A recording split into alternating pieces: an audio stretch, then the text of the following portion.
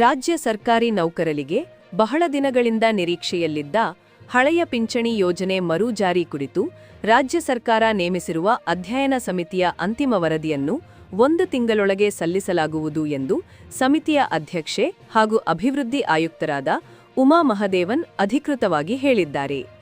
ಸೋಮವಾರ ವಿಧಾನಸೌಧದಲ್ಲಿ ರಾಜ್ಯ ಸರ್ಕಾರಿ ನೌಕರರ ಸಂಘದ ಅಧ್ಯಕ್ಷ ಸಿಎಸ್ ಷಡಾಕ್ಷರಿ ಅವರ ನೇತೃತ್ವದ ನಿಯೋಗದೊಂದಿಗೆ ನಡೆದ ಚರ್ಚೆಯಲ್ಲಿ ಅವರು ಈ ಮಹತ್ವದ ಮಾಹಿತಿ ನೀಡಿದ್ದಾರೆ. ಈ ಸಂದರ್ಭದಲ್ಲಿ ನೂತನ ಪಿಂಚಣಿ ಯೋಜನೆಯನ್ನು ರದ್ದುಪಡಿಸಿ ಹಳೆಯ ಪಿಂಚಣಿ ಯೋಜನೆಯನ್ನು ಜಾರಿಗೊಳಿಸುವ ಕುರಿತು ನೌಕರರ ಸಂಘದಿಂದ ಸಲ್ಲಿಸಲಾದ ವಿವರಗಳನ್ನು ಸಮಿತಿ ಸ್ವೀಕರಿಸಿದೆ. ನೂತನ ಪಿಂಚಣಿ ಯೋಜನೆಯನ್ನು ಭಾರತ ಸರ್ಕಾರ 2004ರ ಏಪ್ರಿಲ್ 1ರಿಂದ ಜಾರಿಗೆ ತಂದಿದ್ದು, ಕರ್ನಾಟಕ ರಾಜ್ಯದಲ್ಲಿ ಇದನ್ನು 2006ರ ಏಪ್ರಿಲ್ 1ರಿಂದ ಅನುಷ್ಠಾನಗೊಳಿಸಲಾಗಿದೆ ಎಂಬ ಅಂಶವನ್ನು ಸಂಘ ಸಮಿತಿಯ ಗಮನಕ್ಕೆ ತಂದಿದೆ. ಪಶ್ಚಿಮ ಬಂಗಾಳ ರಾಜ್ಯದಲ್ಲಿ ಇದುವರೆಗೂ ನೂತನ ಪಿಂಚಣಿ ಯೋಜನೆ ಜಾರಿಗೊಂಡಿಲ್ಲ. ಅಲ್ಲದೆ ಆಂಧ್ರಪ್ರದೇಶ ಮತ್ತು ತೆಲಂಗಾಣ ರಾಜ್ಯಗಳು ನೂತನ ಪಿಂಚಣಿ ಯೋಜನೆಯ ಬದಲಿಗೆ ಸಹಭಾಗಿತ್ವ ಪಿಂಚಣಿ ಯೋಜನೆ ಹಾಗೂ ಭದ್ರತಾ ಪಿಂಚಣಿ ವ್ಯವಸ್ಥೆಯನ್ನು ಅಳವಡಿಸಿಕೊಂಡಿರುವ ಉದಾಹರಣೆಗಳನ್ನು ಕೂಡ ಮುಂದಿಟ್ಟಿದ್ದಾರೆ.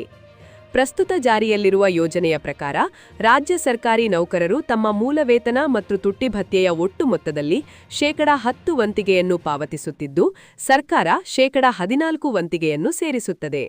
ಈ ಮೊತ್ತವನ್ನು ಹಿಂತೆಗೆದುಕೊಳ್ಳಲಾಗದ ಖಾತೆಯಲ್ಲಿ ಜಮಾ ಮಾಡಲಾಗುತ್ತದೆ. ಆದರೆ ಈ ಹಣವನ್ನು ಷೇರು ಮಾರುಕಟ್ಟೆಯಲ್ಲಿ ಹೂಡಿಕೆ ಮಾಡಲಾಗುತ್ತಿರುವುದರಿಂದ ಮಾರುಕಟ್ಟೆಯ ಏರಿಳಿತಗಳಿಗೆ ಒಳಪಟ್ಟಿದ್ದು ಯಾವುದೇ ನಿರ್ದಿಷ್ಟ ಭದ್ರತೆ ಇರುವುದಿಲ್ಲ ಎಂಬ ಆತಂಕವನ್ನು ನೌಕರರ ಸಂಘ ವ್ಯಕ್ತಪಡಿಸಿದೆ. ವಿಶೇಷವಾಗಿ ಕಡಿಮೆ ಸೇವಾವಧಿಯುಳ್ಳ ಹಾಗೂ ಸಿ ಮತ್ತು ಡಿ ದರ್ಜೆಯ ನೌಕರರಿಗೆ ಈ ಯೋಜನೆಯಿಂದ ಅತಿ ಕಡಿಮೆ ನಿವೃತ್ತಿ ವೇತನ ದೊರೆಯುತ್ತಿದೆ. ನಿವೃತ್ತಿಯ ನಂತರದ ಸಾಮಾಜಿಕ ಹಾಗೂ ಆರ್ಥಿಕ ಭದ್ರತೆಯನ್ನು ಈ ಯೋಜನೆ ಖಚಿತಪಡಿಸುವುದಿಲ್ಲ ಎಂಬುದು ನೌಕರರ ಪ್ರಮುಖ ಅಸಮಾಧಾನವಾಗಿದೆ. ಇದೇ ಕಾರಣದಿಂದ ದೇಶದ ಹಲವು ರಾಜ್ಯಗಳಲ್ಲಿ ನೂತನ ಪಿಂಚಣಿ ಯೋಜನೆಯನ್ನು ರದ್ದುಪಡಿಸಿ ಹಳೆಯ ಪಿಂಚಣಿ ಯೋಜನೆಯನ್ನು ಮರು ಜಾರಿಗೆ ತರಬೇಕೆಂಬ ಹೋರಾಟಗಳು ನಿರಂತರವಾಗಿ ನಡೆಯುತ್ತಿವೆ.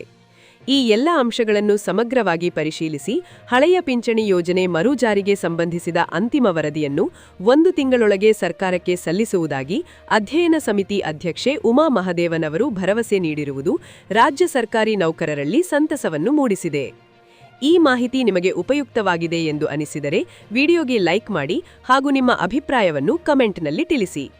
ಮತ್ತಷ್ಟು ಸರ್ಕಾರಿ ಹಾಗೂ ಆರ್ಥಿಕ ಮಾಹಿತಿಗಳಿಗಾಗಿ ನ್ಯೂಸ್ ಫಾರ್ ಕರ್ನಾಟಕ ಚಾನೆಲ್ ಅನ್ನು ಸಬ್ಸ್ಕ್ರೈಬ್ ಮಾಡಿ. ಧನ್ಯವಾದಗಳು.